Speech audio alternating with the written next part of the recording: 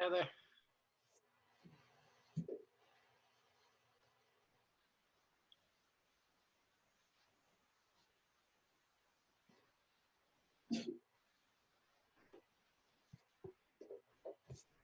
Hey, Josiah. How are you? I'm doing well. How are you doing? Remember? And is anybody else on the call? I think that's good. So welcome, Anna. Rebecca, you're going to see yourself real big for a second. And then I'm going to go to Paragon, and hopefully it didn't log me out. Oh, it logged me out while I was at lunch. I forgot to check that. But this is not a class I'm super excited to teach you, but I know it was driven from you guys. I did a whole class on how to value a property, and this is not what this is. This is how to actually put your CMA together. So the basics of the CMA are just going to be taking a Paragon class. So anyone that is like, wait, hold on, how did you do that? That's Paragon. Paragon Kren will teach you how to do all that. Mine's more driven from Stacy and Leah were saying, like, I don't know what order you're supposed to put things and what makes sense in our market. Those are the things that Kren can't teach us.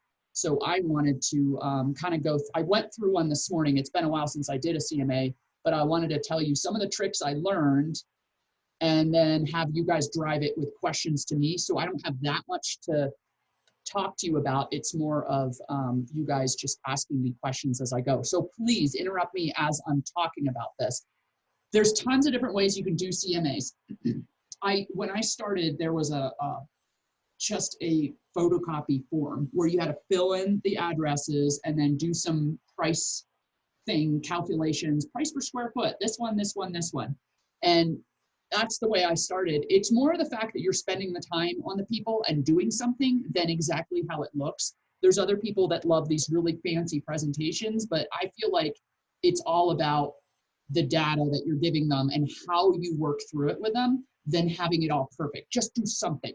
So I hate the way Paragon does certain things, but I found it's a program that works well for my purposes, and that's what I've used, and I haven't tried anything else, and it was way better than doing it on paper like I used to. And I see in their system now, it's a lot different than it used to be. They've added a bunch of stuff.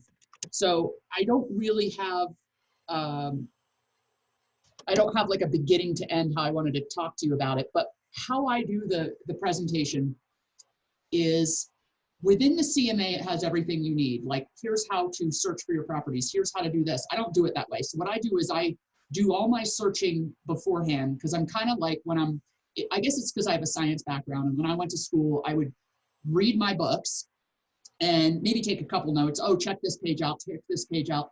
And then I would read it again and take all my notes of what I needed to do in my paper. And then you make your outline, and then boom, you put it all into your paper and you start writing. So that's kind of the way I think about these things. So I did all my research by going to Paragon and finding all the best comparables. And I was always looking for solds first.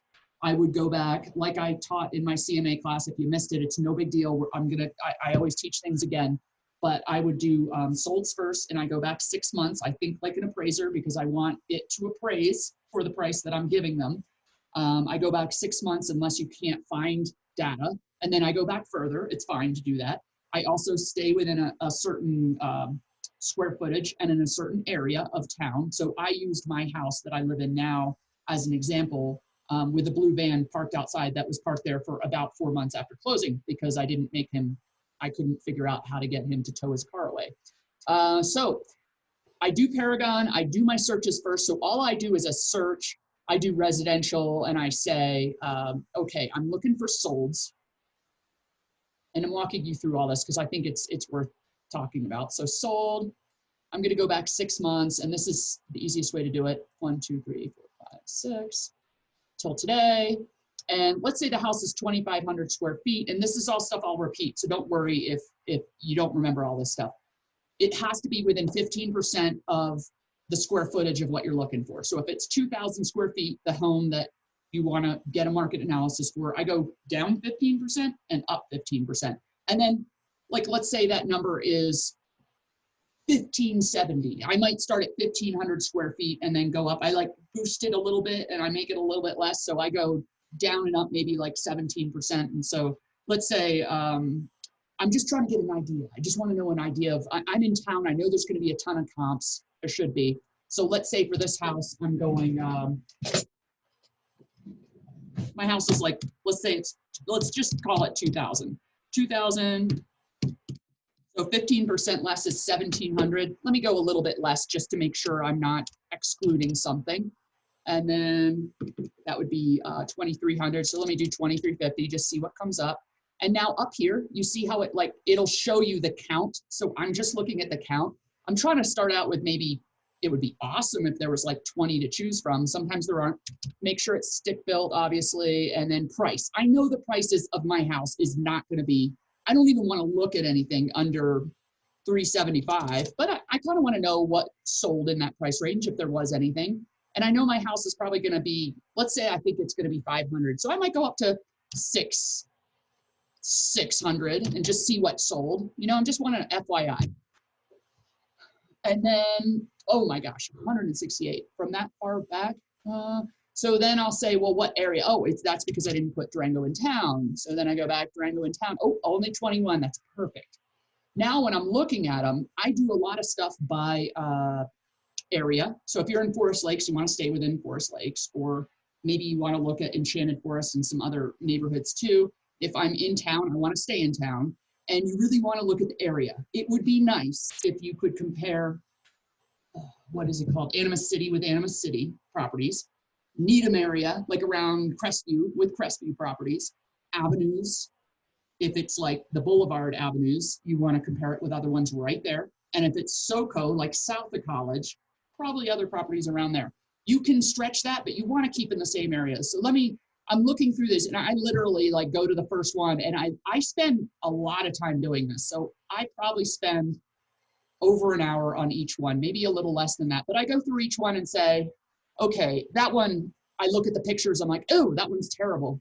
And I say that has nothing to do with them. But let's say that you find one that is not exactly similar. Like this one is really close in the area, but I know it might not have been, was it fixed up inside? Yeah, this one was fixed up inside, and mine might not be, but I'm still gonna use it as an FYI.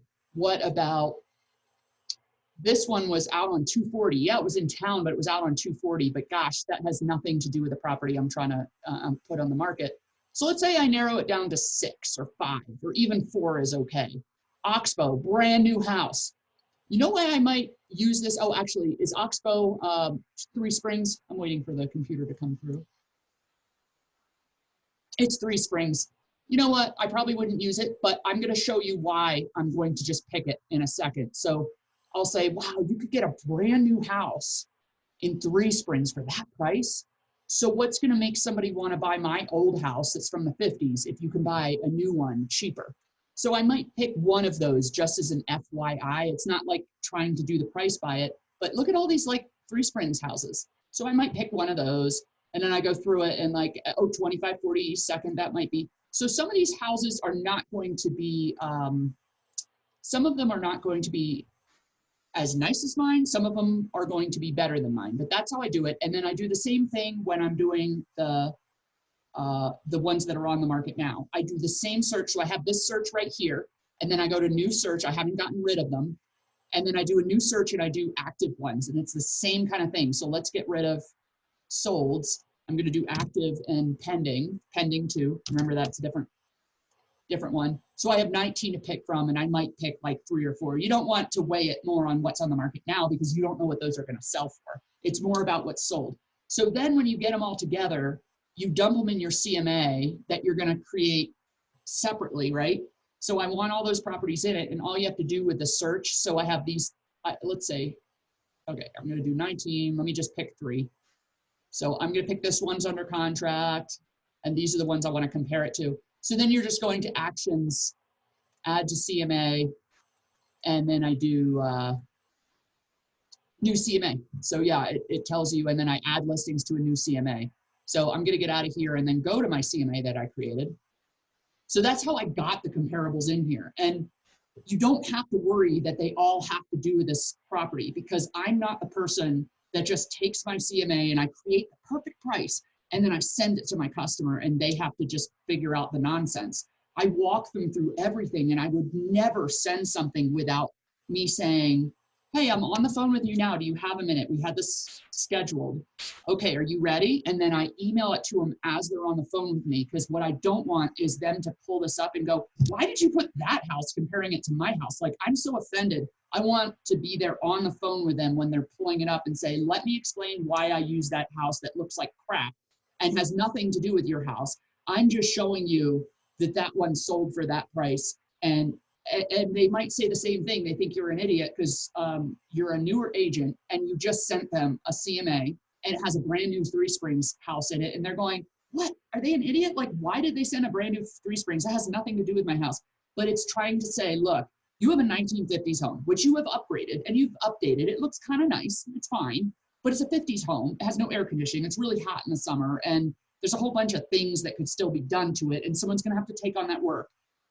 Or they could buy brand new in Three Springs. So what is it that makes them buy the Crestview house and not buy the brand new? So that's why it's in my CMA. It doesn't have to be an exact science like $250 per square foot, and this one's $260, so you should be at $245.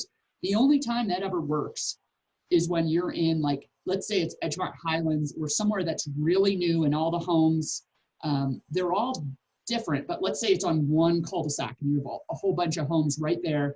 And let's say they were all built by the same builder. So you have all the houses are very similar. I shouldn't have used Edgemont. I should use Three Springs as an example, where the houses are super similar, except one has a porch. They're all super similar, except one has a walkout basement. That's where you can use price per square foot. Otherwise, get it out of your head. Durango, it just doesn't work most of the time.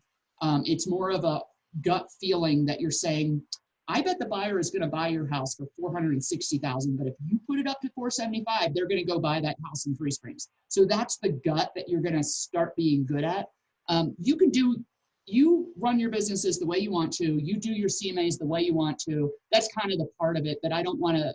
There's some things I want to teach you in your real estate careers where I'm like, you need to do it this way. When you review title work, you should do it this way. This is when you write a contract, you should do it this way. There's no room for art in writing a contract. You want to do it the right way so you don't get in trouble and you can help your buyers and your sellers.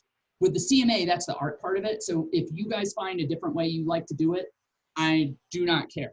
So in this presentation name, this is the way it looks, but here's on the left-hand side, all the things you can do to make your CMA. So your subject property, for mine, I pulled the old MLS listing. Let's say somebody's on the market now and they're on the market with someone from a different office and they're talking to you about letting their listing expire and going with you. That's where you'd use an MLS number. Otherwise, you can create your own property within Paragon and just upload a photo. Don't ever have like no photo in it. That would look terrible.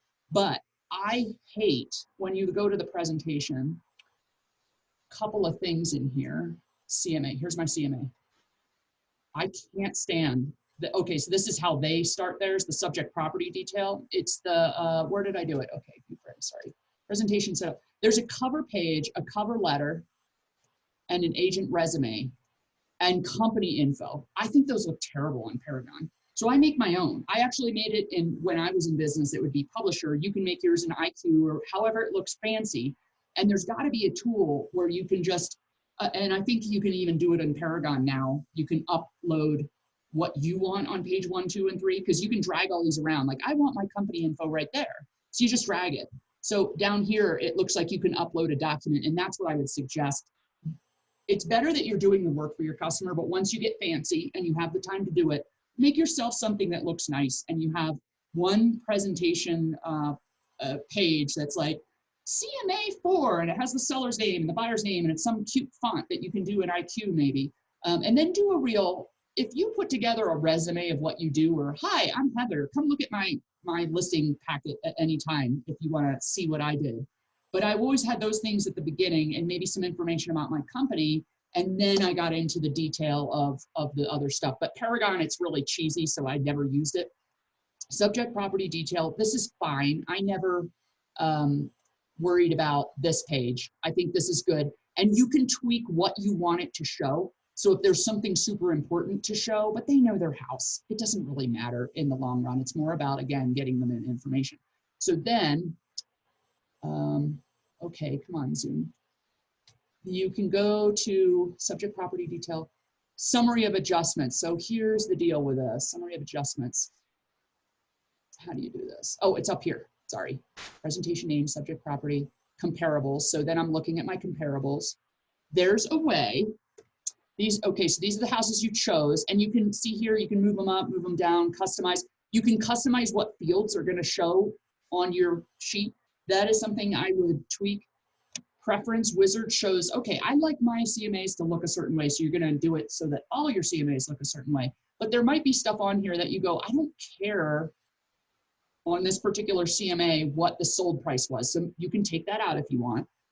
Or not sold price, the price per square foot. So you could take that out and you could add how many acres. Maybe for your property, it matters how many acres, or maybe if it's in town, like this is kind of silliness. Who cares how many acres if they're all tiny lots?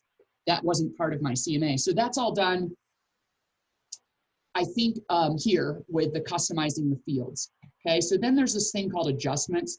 I went back and forth. I thought, if I'm a better agent, I'm gonna sit and make adjustments. Now, if you're in Three Springs, again, and all the houses are exactly alike on your little cul-de-sac and they're all kind of new, then you can go ahead and make these adjustments. But my God, it's so hard to figure all that out. So you have to play around with it. Now, when you put $5,000, I'm taking off $5,000 for this comparable because it didn't have the deck that mine has. So you do 5,000 and you're like, well, is it negative 5,000? It just took me forever to figure all this out. And really, the way that I present my properties isn't exact. It's not a science like you should list for $479.9. It's more like, here's what the comps are saying. Don't you agree that your house is a little bit better than this house? Okay, don't you agree that your house, somebody would probably choose the other one more than yours if it's priced that high? So I give them that window, like it's definitely not 425 and it's definitely not 450. It's somewhere in between, don't you think? And they go, yeah, I'd agree. So let's mark it here. So I don't want to be the one telling them like, it's exactly this price. I don't think any of us should do that. None of us are that good. And I don't want to be like telling someone exactly anything to do. It's their choice what they do. So what I'm trying to say is this adjustment section, you can totally throw it out. Just make your notes on a piece of paper of not to forgets to tell them, because you know the seller wants to hear that stuff. They want to know that you studied it. Like if you haven't been to any of the houses that you are put in your CMA, eventually you're going to have seen most of the houses because you have buyers. They get in your car, you go and see the house, and then 6 months later it's sold and you're using it in a market analysis, and you can tell the next seller, like, oh yeah, I saw that house when it was on the market. It had a really funky floor plan, or man, it smelled terrible in there, or it really wasn't built that well because there were cracks in it. So there's things you're going to know about these properties. Right now, as a newer agent, what you can do is you hop in the car and go drive by it. So even if it's obviously sold and you're using it as a market analysis, just hop in your car and say, I drove by these properties and here's what I think. Yours is in a better section. This one's not in a great section. Especially if it's like land or something, so easy to just drive by the properties and say, okay, yours has better sunlight, or the trees aren't all diseased, or whatever it is that you think the reason is there'd be more or less expensive. Just drive around, and that way you can talk them through it instead of saying, oh, I don't know, this one sold for $375. What do you think? Like, so you just want to be the expert. So this adjustment section, I'm telling you, you can throw it out as long as you make notes on why this comparable was better than the house that the subject property. So I also wanted to show you one thing I learned is that, let's say there's a particular reason I want to use this house as a comparable, and it's because I want to show them that it has this great outside area. And look at mine. Oh my God, it's terrible. It's all like not a great area. And it has a sidewalk on 3 sides of the house. So I'm going to use this picture to really show them why that house, I wanted to point it out to them. So it's in the adjustment section. Just know you can change the photo, but then you also have the ability, what I do with my CMA is I send it to them, and then I back it up by sending a link to all the properties I use. So then they can go through all 26 photos and see it on their own, at their leisure. So I don't do anything about this adjustments. which does change the way I do my CMA. So page layout over here. Oh, this is all, I always add a disclaimer. Just know that it's like the information in here is not guaranteed.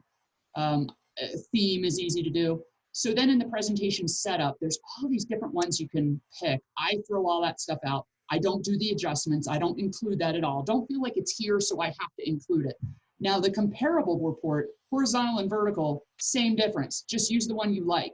So in it, you can change what you have in it. So here's where you customize the CMA field preferences. Okay, I was wrong. It wasn't up here. It was, here's where you do it. So this is why it takes so long. You got to work through every page.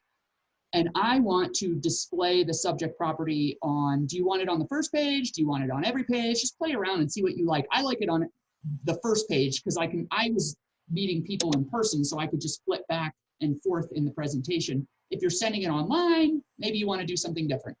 And then do you want to include the class summary statistics? Yeah, statistics are great. And then you can use which remarks field. I like to add the remarks so they can read more stuff. So either pick that or pick the vertical one. It's this, whatever you like, the way it looks. And then this is how it lays out. So, okay, this is what I liked, is I had my subject. Oh, wait, did I have my subject property? Maybe I chose on this one not to include it on each page. So you'd have to keep going back to the first one to say, okay, that's my house, but they know their house. You probably don't need it there. But I would say, okay, well, how does your house compare to this one? How does your house compare to this one? Do you see how I'm like walking them through it? And then it has all the remarks so they can use it. That's why this is so many pages. This one is 17 pages because this is probably Tierney Scahill. She writes like 5,000 words in her remarks. So you could always take the remarks out if it's making it 17 pages. But I liked having that in there. So, okay, you're going through the comparables, and this is just to explain why you used each house. And then, okay, so this is the one that's vertical versus horizontal, whatever it is. And it kind of explains, so you can choose what goes in here. Price per square foot, I always had that. It's kind of interesting, like, wow, these all sold for between $248 and $278. My house, I bought it 5 years ago. It was only $184 at the time. This will just help you compare them all in one place. Adjusted price. So this is, if you put adjustments in here, this is where it shows up. But it's just the price is the price. Okay. And then this is the other way you could do it is and this is the summary statistics if you like that. I like that it showed the median it sold for. And then it shows this whole report. Why not? It makes it look like you did all this stuff. This is all automatically calculated. This is interesting, showing if you're trying to show people, they say, wow, that sold for a lot of money, and say, look, but it sat on the market for twice as long. It was 200 days and the other ones were 90 days. So it was a long time. So price per square foot, just don't let people get stuck in price per square foot because things are a lot different. You have Los Ranchitos, I always go back to that neighborhood. You have a 5-acre lot and you got a 3-acre lot, and the 5-acre lot is just so gorgeous, and the 3-acre lot might have some thistle, and it's just not, it has an electric line running through it, so you just can't go on all of price per square foot, and it could be built different years. So, okay, since I don't do two things. I don't put the price in there. I think they should list that. That's me talking to them and just talking them through. Do you think yours is better? Do you think yours is worse than this house? So that's why I would throw this page away. Comparable markets, property statistics, it shows nothing. Because if you put that price in there and you said, so this is what happened. I used to put a price in there. So I wanted them to list between 450 and 480, somewhere in there. I'm good with it as long as it's not like over 480. So I would put 460. I'm just going to call the difference and say 460. So I'm putting that price because Paragon doesn't let you pick different prices. You have to go with one. So then what would happen is they're saying, so you think I should list at 460? Well, you put it in the report. So should I do 460? That's not enough. I wanted 480. So it gets in their heads. And I just feel like you don't want to go there on paper because that's what they're going to go for. So I didn't even use this page, but I do like this one. So this talks about list versus sold. This, again, is just an FYI for them. You're walking them through it. You're showing them that where the market is now, things usually sell only when you price it at the right amount. If you price it up here, or not that high, let's say you price it up here, it's not going to even get a contract at this price. They're going to wait. People wait until woo, it comes down, and then all of a sudden they put an offer in, and then it's going to sell. So that's showing them what the market's like. I like that one. And then this is interesting. If you want to put the comparable market analysis one, it shows like subject property doesn't show up, obviously, because you didn't put a price in there. High, low, average. But there was something on here, adjusted price. I thought there was something that was interesting there. I love using a map of the properties. If they're in town, you probably don't need it. But if this was out in the Mesa, I love using it and say, okay, I use this one house that's all the way on the other side of the county, but the reason is that subdivision is so similar to yours. So here's where it is. And they go, oh, there's the map. So I like that part of it too, but that's it. But for me, it's about the talking through everything. Let me see. Remember that to send them the link afterwards too. So maybe send it all to, if you were meeting them in person, then I'd probably send them the link right before right after we meet. I wouldn't do it before. I'd probably send it to myself and then just forward it afterwards, because it's the same thing as an offer. You get an offer on your listing and the house is listed at 300, someone offered 280, and your seller is so insulted, but it's this best offer ever except for the price. So I'll say, hey, I got an offer, or I know we're getting an offer, even though it's sitting in your inbox. And you say, can we meet at 5 o'clock tonight? Yes, I'd love to meet you at 5. I don't go and forward it to them until we're about to meet, because I don't want them getting all upset and all worked up just to have me try to cool them down afterwards. I want to send it right when we're meeting so I can work through it with them and keep their emotions at the right level. So it's the same thing with sending the CMA. If you send the link and there's some Three Springs property in it, they're going to be like, why did it, it just works them up. So that's all I have to say on the CMA. And that is it. But you guys had questions, so please ask me what you had troubles with. I'm going to call on you, Leah. So this happened to me with that first property that I tried to get listed. Remember that one out in Turtle Lake, that little 1 acre lot? Mm-hmm. So we valued it, like I talked to you about it, we valued it like maximum 20,000. He bought it for 6,000 three years prior, and he would not budge on anything less than 40,000. Yeah. I was like, okay, so what's the best way to tell someone okay, I respect your opinion, but unfortunately, I'm not willing to list it at that because it's a waste of time. Okay, so it would be if you were you learn quickly. So there are some listings I have taken over the years when I was new, or because it would do something for me. So I will use a riverfront property that's right at the corner of Helen's store area. I'd use that as an example. If I thought that was going to get me a ton of people calling on my listing, I might take something that I know is a little bit higher than it should sell for, but I would never take it over a certain price, because as a realtor, you are representing that is a fair price. So it's okay to push something and say, we'll see what happens at this price, or let's start here and then we'll come down to here. But if it's really wacky and a buyer calls you, this is what they say, is they go, come on, you really think it's worth that amount? And what are you supposed to say? Are you supposed to totally bald-faced lie? So there's a point where you can't. And I think that's a really good question. I think what I would say is, what your comfort level, if I was going in to present the CMA, I would know the highest I would take it for and say, God, this listing is going to sell right away, right? It's right in town. It's on Glen Isle. It's a corner lot. My sign would look so good in the yard, but it's got a failing foundation. And I know that it's going to be a lot of work to get this to closing. So I know it's worth $475. I'll list it at $499. And if they want it up to $510, I'll take it, but they better put an automatic price reduction in the listing so that I know after 2 weeks, if nobody calls on it, we're going to get down to $499. So you have to have all those conversations with you in your head, so that when you're there, you have to make a snap decision, because they're going to say something and you're going to go, I can't do it. And so I think you would just have to say, I wouldn't feel comfortable representing that this property is worth that, knowing what it was bought for a couple of years before, and tell them everybody knows what you bought the property for. There's a link right in most people work with realtors, and even now you can get most stuff on Zillow. They don't have to go to the county site. There's an H button. All they have to do is press the H button, and it'll show all the times that was ever listed in the last like 20 years. Yep. So everybody knows what you bought it for. There's no way to hide that.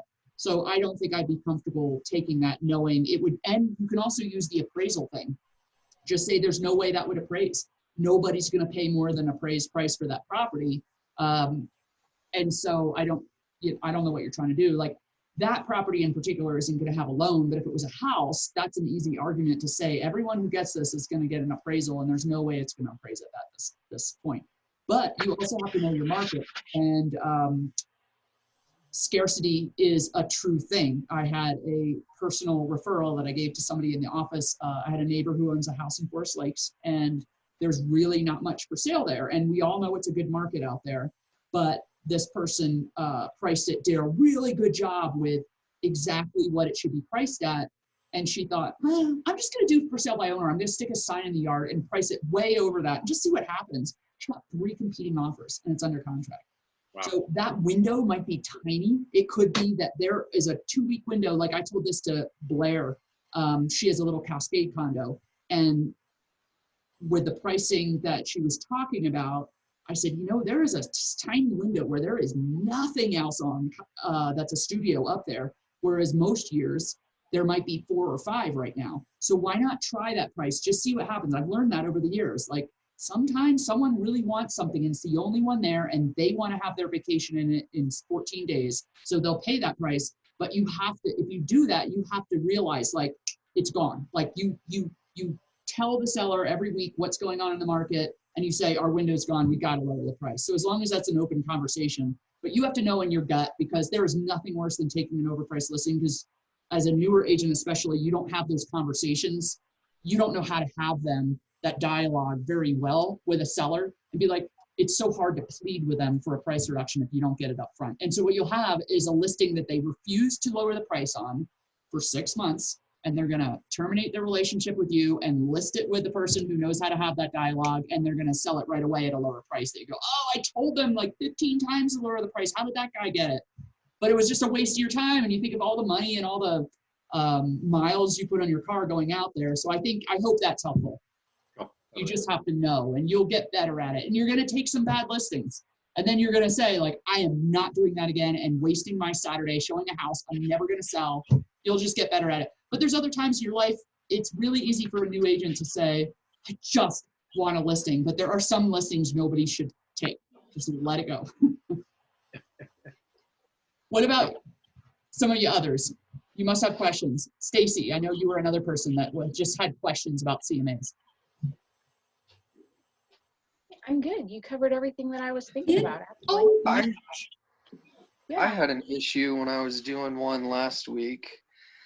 On the CMA summary page, I was trying to change the fields that it would show and display on that page. Yeah.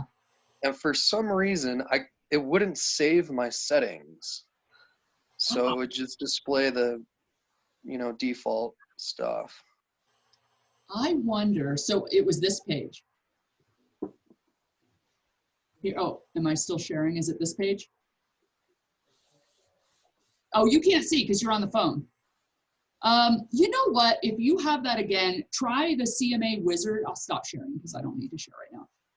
Try the CMA Wizard and see if that will set your default for the whole thing. Maybe that would do it. And I would also call Kren, and there's a guy, Ben, there. He always picks up when I'm there. And he can like get in there and say, oh, you have to do this, this, this, and he'll get you. So those are he's like awesome. Questions. Ben is awesome. You can call him for anything. I call him for the stupidest things. And I'm like, yeah, Ben, I know this. Just remind me. And he'll say it. And he never makes you feel stupid. He just. No, he's great. So nice. And he's one of the ones that teaches all those classes. Him and Jeff. Heather, you answered a lot of my questions too, just seeing how you set it up on Paragon, because I hadn't done that. Is this something, how much of that process would you go through when you're working with a buyer? And so you go look at a house, because that's what my experience has been. So you look at a house and it's 540 and they're like, well, but what can I offer? I do the same process. So do you, okay. Same process, but it's really much easier for a buyer because I'm going to put someone on I can I think mute. that's you, Henry. I'm going to put you on mute right now. Okay, so what I would probably do is concentrate more on what's actually sold on the market than probably what's on the market now. Right. And then I would probably spend a little less time with like the little tweaks, but more time with here's the 6 properties I show. And you can have the active ones up, but they've seen the active ones. That's why they went to see those houses. Right. So I think what I would do is find whatever sold and say, wow, nothing has sold in this neighborhood for 10 months. And there are 6 properties. Let's say it's Falls Creek. Falls Creek, after the fire last year, there were so many people put their houses on the market. And there were like 2 sales in the last 6 months. So you have easy pickings. If there's a house that you know you want to live in for the rest of your life, that answer is going to be different than, hey, I like this house. And if I don't get it for this price, it's super ninja.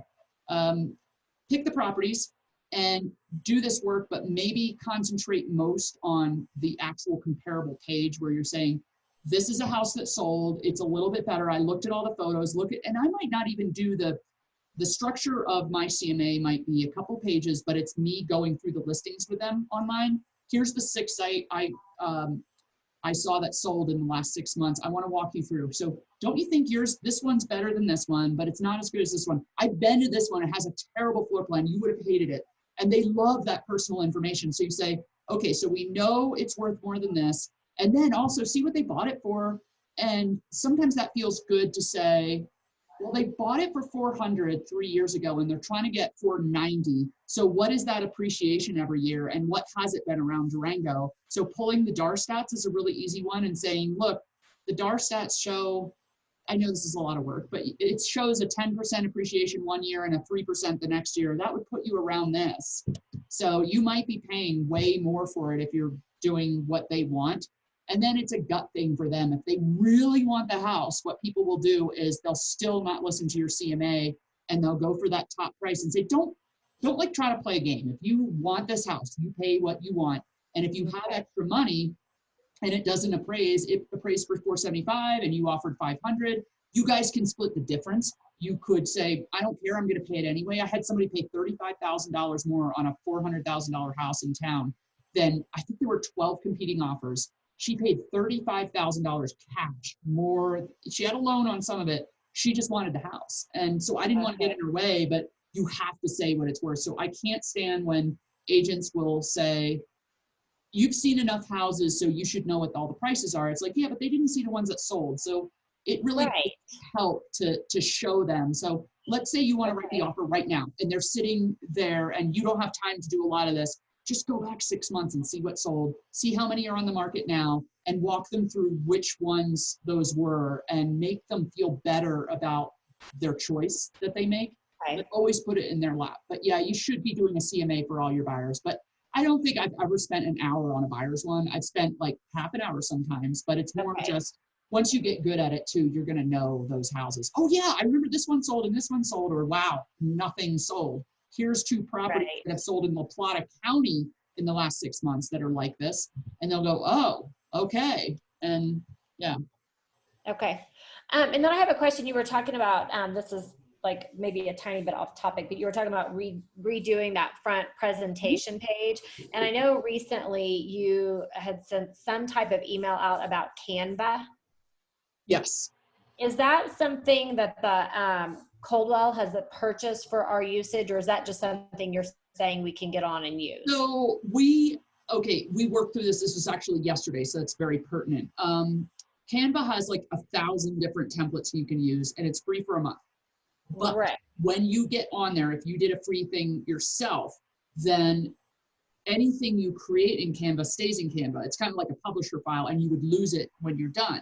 So we walked back and forth between I purchase it or Coldwell Banker purchases it, and do we put the email out to everybody that says, here's our login, just go ahead, which is what I want to do. But what if we don't have it in 6 months? So I don't know. It's like what I heard from Michelle, who does all our flyers, is she said, really check out IQ first, because there's so many templates within there that you will always have, no matter what our choice, because we might end up using this. It's kind of a pain because they don't integrate with our MLS. So whatever you create in there, you have to load each photo separately. It doesn't like self-load like IQ does. So it might be something Right. we're using for now because we like how fancy it is. And then like 6 months from now, we're not using anymore. So you can go around and play around with it and download what you want, make JPEGs of what you want. Also, you could save it on your file, but I'd probably try IQ first just because of, we don't know how long, if we're going to have it forever. But so it was more like one account, and it's not like you would have your own login. It's not like IQ. Okay, that's what I was curious. I've played around with it before, but there's like a free version, and then there's a version you have to pay for. And so I was curious, since you guys had mentioned Canva, if that was something that called the, okay. Yeah, try IQ, but if you don't like it, then go within, we'll give you our login. I have no problem doing that. Okay. Especially if it doesn't matter what it looks like anyway. And so I noticed as I've been in business longer and longer that like I'm gonna look at myself. Let me see if I can look at myself to know that this is online. So this is what I had. It was color, but it was in Paragon and it, not Paragon, Publisher. And it just said, "You're a realtor." I actually stole this from Tierney Scahill. We got along real well, and she would show me what she does. And I'd have some like lifestyle photos over here. And then I had a lot of information about like who I am, like what makes me. I built my own house. I moved here. I live in Lemon Lake. I have 2 dogs. Here's all my designations. And I always thought this was a cool way to do it. Like, I'm Realtor of the Year. I was co-chair of this board. I love selling real estate. But then I've also noticed that the power people that like are in Denver and have that 20-year resume, they did it very much like you were hiring somebody, and it's a resume. It is a resume. It's not trying to be all cute. You can do that too, maybe on your website, but there's 2 different ways of thinking about it. But I always thought that that's a fun page to have in there, would be an actual resume. Here's how long I've been in business. Here's my designations. Here's some groups I've been involved in DAR. I've done the community service committee. So you're like trying to get a job. It's a job interview type thing, but not on the buyer side. Obviously, that's a little different. That's a buyer's packet you give people. Any other questions people have? Pipe up if you want to, if you think of something, but otherwise I was thinking, so next week I want to do one on the art of following up. I thought that was a really good class when I taught it last year. So if you've taken it last year, you don't have to do it again, but it's just kind of walking you through. You get a ton of buyers and sellers too, and they're all at different places and with different urgencies, and when is too much, when is not enough, and it's a real art to me. So I thought I figured it out over my years, and I thought with it being so busy right now, that might be a really good follow-up. What about if you guys, oh, and then what was the other one I wanted to do? Hold on one sec, I'm gonna bring this up. Oh, you know what? Let me share the screen. Forgot to talk about this. I have a, Leah, you're gonna see your face real big for a second. Okay, let's see. It's called closing proceeds. So one of the things you can do in Paragon is do a proceeds for the seller. And I wouldn't use the Paragon one. This is the one that I used to use until I saw CTS's. They taught a class here and they showed how on their website, they have the best closing spreadsheet. So go onto their website, find it, or call them and figure out where they have it. And I was like so embarrassed by my Excel spreadsheet now that I saw theirs. But if to get started, you just want something, come and see me and I have this good one. And what I would do when I had a seller is I'd give them 2 prices, and this is obviously for 2 different things. But let's say I would do debits based on, and let's say it was an $815,000. I'd do like, this is what it would cost you if you had an $850,000 sale. And then I do a super low end one to show them bottom line. If we have a fire that breaks out in Durango and COVID gets real bad and that kind of thing, like worst case scenario, you need to leave in 2 days. This is what we're thinking. And they go, oh my gosh, that's terrible. But it was a way to kind of balance it and say, this is what we hope you're going to get. But worst case scenario, this is what it would look like. So after they get off the shock, they go, oh, well, see, sometimes it's not that much of a difference because all the fees are a little bit cheaper when you sell it for less price. I don't know what I'm trying to say, except if you like the way this is, it's a really easy spreadsheet to send to your sellers. So, and better than the one on Paragon. So let me look, what was the other one I wanted to teach? See if it comes up. The art of following up. And hold on one sec, if I can find it. But do you guys have any ideas of things you want to learn next, like that are happening right now. There's one class that Tina taught before that I thought was great, where everybody just has to bring a problem that they have, and then we go through it. But I also feel like some of you are really new and some of you aren't as new. If you have a specific problem that you're dealing with, I am happy to have a class just on that. But hold on one sec, I'm trying to find it. It was a year ago, seller checklist. Oh, farming. Getting started on farming. I thought that would be a fun one too, but most people are really busy right now. So I thought, let's do the art of following up, because that will help you right now. And then if nothing else comes up, then we'll do farming after that, like just a 12-month plan, trying to figure something out. Any other questions people have? Otherwise, I'll let you out a little early. Thank you for coming. It was a good Thank birthday. you for doing that. Absolutely. Anytime. I'll talk to y'all soon. Hi, Heather. Thank you. Bye. Bye. Thanks.